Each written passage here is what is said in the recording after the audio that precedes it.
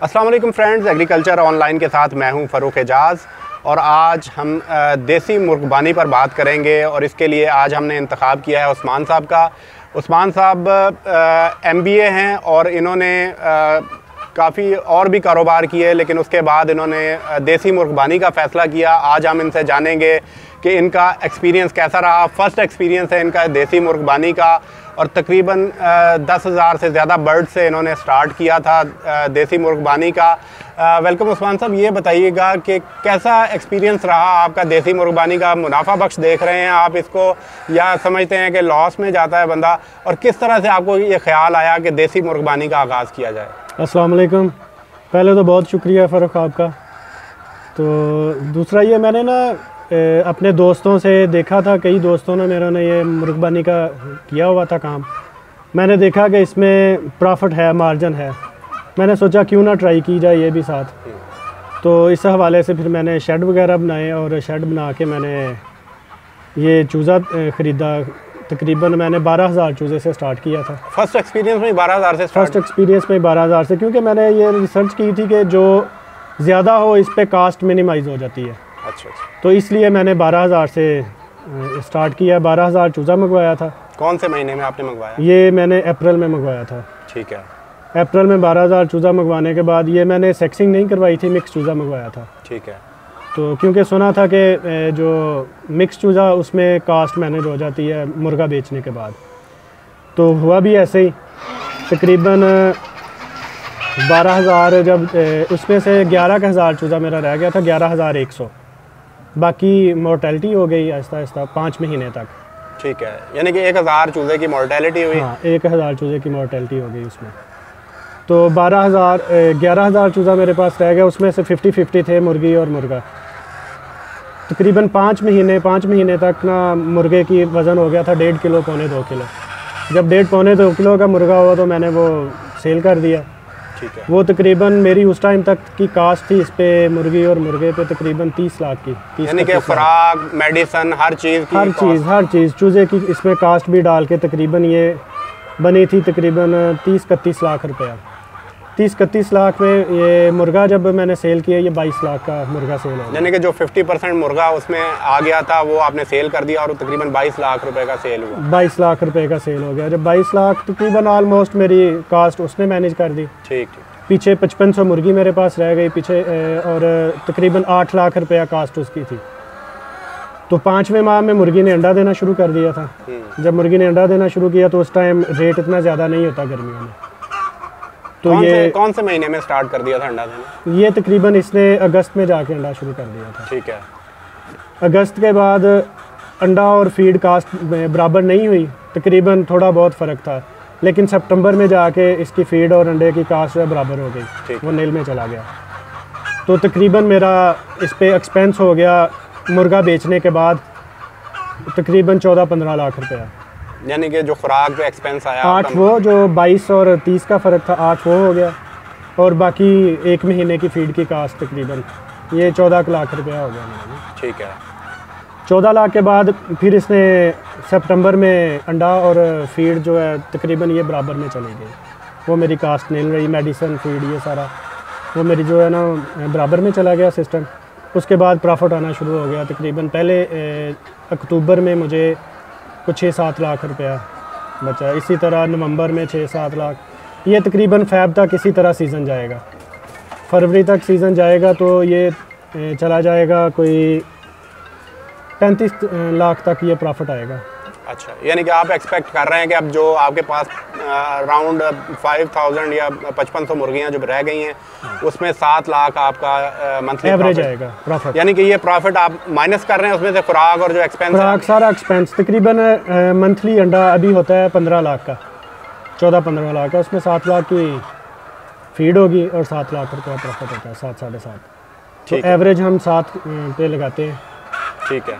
क्योंकि दिसंबर में, जनवरी में जाके रेट ऊपर होता है, वो तकरीबन 8-9 लाख भी बचेगा, उसमें बचत होगी। लेकिन हम एवरेज अगर निकालते हैं तो हम 7 लाख निकालेंगे। ठीक है, मिनिमाइज़ करके इसमें। तो आप आगे फ्यूचर प्लान क्या है कि इस मुर्गी को आप सेल करेंगे या इसको रख देंगे, क्या होगा? नहीं, इसको हम सेल कर देंगे। इसको सेल इसलिए कर देंगे क्योंकि अंडे की जो कास्ट होती है ना गर्मियों में, फिर वो बराबर नहीं होती। गर्मियों में देसी अंडे की सेल बिल्कुल ड्रॉप हो जाती है, जिस वजह से फीड का एक्सपेंस ज़्यादा होना शुरू हो जाता है। तो ये फरवरी मार्च तक इसका सीज़न जाता है। इस दफ़ा कहते हैं ये तो रिस्क पे है ना कि सर्दी ज़्यादा जाएगी, अगर सर्दी मार्च तक चली गई तो सीज़न मार्च तक चला जाएगा, अगर फरवरी तक रही तो फरवरी में तो ऑलरेडी होती है इसी तरह। तो तकरीबन ये बन जाएगा कोई, उस टाइम मुर्गी 200 रुपये की सेल हो जाती है फरवरी मार्च में। ये उसका वज़न करके सेल होती है या वैसे ही मुर्गी जो है सेल होती है, किस तरह? नहीं, वैसे ही मुर्गी सेल होती है, ये पर पीस के हिसाब से सेल होती है। ठीक है, पर पीस के हिसाब से सेल होती है, तकरीबन ये 200 रुपये की सेल होगी। ठीक है, तो ये मुर्गी सारी सेल करने के बाद और जो अंडे का प्रॉफिट निकालने के बाद आपकी क्या तवक्कुआत हैं कि कितना एट द एंड आपका प्रॉफिट होगा?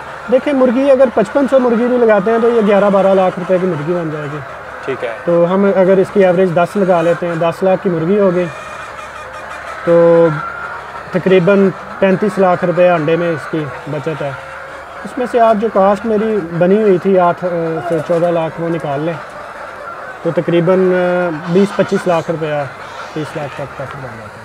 चलें, माशाल्लाह, बहुत ज़बरदस्त। अच्छा, हमारे नाजरीन के लिए ये बताइएगा कि मॉर्टेलिटी रेट को कम करने के लिए क्या इकदाम किए जा सकते हैं? कैसा एक्सपीरियंस रहा आपका कि किस तरह से आप शरह अमवात को, क्योंकि अगर कंट्रोल कर लिया जाए तो आपका प्रॉफिट बढ़ सकता है, तो उसको कंट्रोल करने के लिए? मेरा था फर्स्ट एक्सपीरियंस, मुझे इतना आइडिया भी नहीं होता था कि इसको क्या बीमारी है, क्या हो रहा है।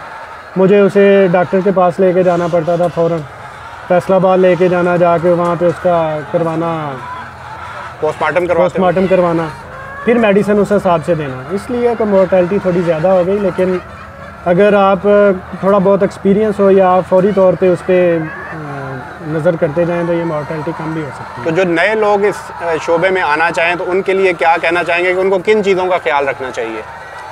नए लोग जो आना चाहते हैं उनको यही चाहिए कि मेरे ख्याल में 5000 से नीचे इसकी फिजिबिलिटी नहीं बनती। आप अगर कम चूज़ा डालेंगे तो कास्ट ज़्यादा होगी, क्योंकि लेबर कास्ट उतनी है, आपके शेड की कास्ट उतनी है, सारा कुछ उतना है। इस हवाले से आप अगर 5000 रखना चाहते हैं तो उस पर सेक्सिंग करवा के सिर्फ मुर्गी आप रखें। अगर आप 10,000 या 12,000 रखना चाहते हैं तो फिर आप मिक्स रख लें, ताकि आपकी कास्ट मुर्गा ही इसकी कवर कर जाता है। ठीक है। मुझे मुर्गे में भी थोड़ा सा बैड एक्सपीरियंस इसलिए रहा कि जब ये किलो 1.25 किलो का था, मुझे उस टाइम सेल कर देना चाहिए था। लेकिन मैंने कहा कि नहीं, इसका वज़न ज़्यादा हो जाए। वज़न ज़्यादा करने के चक्कर में फीड की जो कास्ट वो बढ़ गई। फीड की कास्ट बढ़ने से उसका उतना वज़न नहीं बढ़ा जितनी फीड की कास्ट बढ़ गई। ठीक है, क्योंकि फ़र्स्ट एक्सपीरियंस था, इसलिए अभी मेरे ख्याल में अगर कोई रखना चाहता है तो उसको चाहिए कि किलो 1.25 किलो का मुर्गा हो तो उसको सेल कर दे, फिर ये बराबर में चला जाएगा। ठीक है, मतलब उतने का मुर्गा सेल हो जाएगा जितनी टोटल दोनों की कास्ट होगी 5 माह की, 4 माह की। और कोई आपका कोई बैड एक्सपीरियंस तो नहीं हुआ इस दौरान के जिससे आप काफ़ी ज़्यादा परेशान हुए हों? नहीं, अल्लाह का शुक्र है, बिल्कुल ठीक रहा है, कोई इसके अलावा कोई बैड एक्सपीरियंस नहीं हुआ। और अच्छा, ये बताइएगा कि मेडिसिन का और इनके जो है वो खुराक का ख्याल रखना कितना ज़रूरी है? क्या उसके लिए मैनेजमेंट होनी ज़रूरी है? क्या बहुत ज़्यादा मैनेजमेंट का काम है या आसान काम है? क्या आप इसे पार्ट टाइम कर सकते हैं, लेकिन इस पर डेली आना ज़रूरी है। आपका डेली 1-2 फार्म के अंदर चक्कर लगाने ज़रूरी हैं कि आप देखें अपने बर्ड को कि किस सूरत में। टोटल आप ये नहीं कर सकते कि आप अपने मुलाजमों पे छोड़ दें। आप पार्ट टाइम भी कर सकते हैं, लेकिन ये है कि आप डेली आएँ वहाँ पे। ठीक है, इस तरह। तो मज़ीद हमारे नाज़रीन को क्या मशवरा देना चाहेंगे कि मिनिमम बर्ड्स कितने होने चाहिए और मैक्सिमम बर्ड्स वो कितने रख के इसको काम को शुरू कर सकते हैं, और उसके पास कितना सरमाया होना चाहिए? क्योंकि अब आप तो ये तमाम एक्सपीरियंस कर चुके हैं। आपने तकरीबन 12,000 बर्ड्स रखे, उसके बाद आप बता रहे हैं कि तकरीबन 5,000 से ज़ायद मुर्गे सेल भी किए आपने। इस वक्त भी 5500 बर्ड्स आपके पास हैं। तो क्या समझते हैं कि कितनी उसके पास जो है वो सरमाया होना चाहिए और क्या एक्सपर्टीज़ होनी चाहिए उसको इस काम में आने के लिए? मेरा तो ख्याल है अगर 5,000 से उसने शुरू करना है ना, तो उसके पास तकरीबन 20-25 लाख रुपया होना चाहिए। ठीक है, क्योंकि ये जो अक्सर वीडियोस बनी हुई हैं कि आप ये देसी कर लें, इस तरह करें, कास्ट नहीं होती है, ऐसा बिल्कुल भी नहीं है। इस पे कास्ट अच्छी खासी चाहिए होती है। आपके पास पैसे होने चाहिए। 20-25 लाख हो तो आप 5 से शुरू कर सकते हैं। अगर आप 10,000 से करना चाहते हैं तो आपके पास कम से कम 35 से 40 लाख होना चाहिए।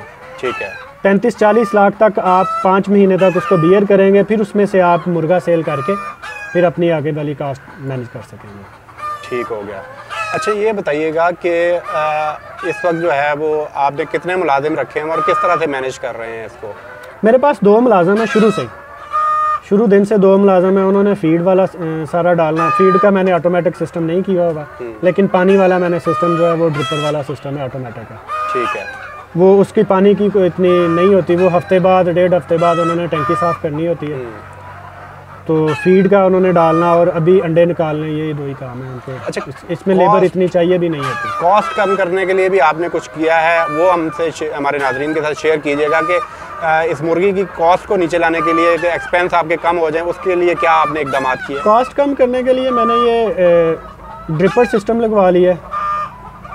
ठीक है, वो इसीलिए लगवाया कि जैसे पहले डब्बों में पानी भरना, उसके लिए मुलाजम ज़्यादा चाहिए होते थे, डब्बों में पानी भरे करे, वो ज़्यादा काम था। इस वजह से मैंने ये ड्रिपर सिस्टम लगवाने से, आप अगर ऑटोमेटिक सिस्टम पे थोड़ा सा आ जाते हैं तो इसमें कास्ट भी कम हो जाती है। अच्छा, ऑर्गेनिक पे आपने इनको बड़ा किया या इनको टोटली खुराक पे पाला है, और क्या उससे? नहीं, मैंने स्टार्टिंग में इसको तकरीबन पहले 30-35 दिन थे वो फीड पे किया है, उसके बाद ऑर्गेनिक पे आहिस्ता आहिस्ता ले आया था मैं मिक्स करके, फिर फुली ऑर्गेनिक पे।